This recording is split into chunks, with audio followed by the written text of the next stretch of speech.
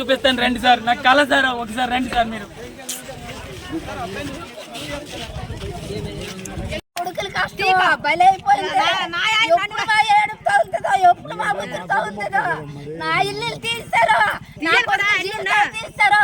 నా మానవులకి ఎందుకు గుడ్డ కొనుక్కోలేదు, నా మానవులకి ఎందుకు వస్తువు కొనుక్కోలేదు. మా ఇల్లులు కట్టుకుంటామా, నా పిల్లలు పెంచుకుంటామని కష్టపడి కూలి చేసి నాలు చేసి ఆ ఇల్లు కట్టుకోండ్రు, వాళ్ళ ఇల్లు నిలబెట్టుకోండ్రు. వాళ్ళ ఇల్లు తీయడానికి వచ్చారు తెలుగుదేశం వాళ్ళు, కొట్టుకుతోటే చేశారు. వీళ్ళందరూ నాయకులట. మా ఇల్లు తీయడానికి మేము ఏడు చేసామా, వాళ్ళ పిల్లలు అన్నావా, వాళ్ళ అమ్మలు అన్నావా, వాళ్ళగానే అన్నావా.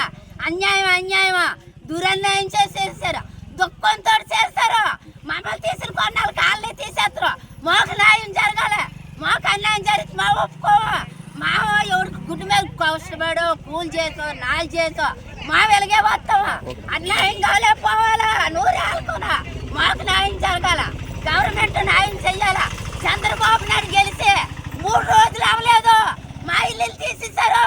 అక్కడి నుంచి ఆర్డర్ తెచ్చామన్నారు, అంజాయికి నెట్టుకోనరు. అయితే ఊర్లకే తీసేస్తాన్రా, దేశాలకే తీసేస్తాన్రా.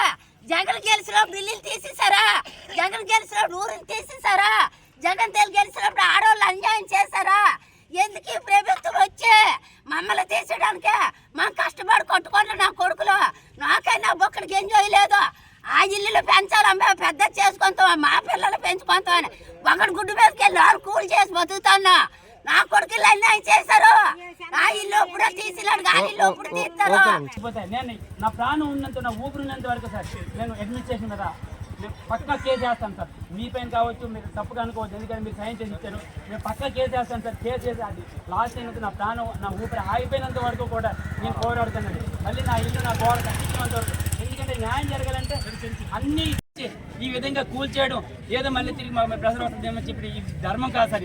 కనీసం కొంచెం మీరు కూడా పై అధికారులకి, మీ పై అధికారులకు రిపోర్ట్ చేసి సార్ వాళ్ళ వైపు కూడా న్యాయం ఉంది, వేరే వైపు కూడా ఎంకరేజ్మెంట్ జరిగాయి, అవి తీయలేదు, అవి కూడా తీయాలి కదా. ఈ రెండు సక్రమంగా జరగాలి కదా, ఒకసారి పని జరగాలి కదా, లేదంటే ఈ ఇద్దరిని కూర్చోబెట్టి మాట్లాడాలి కదా అని చెప్పి బాధ్యత మీకు సార్.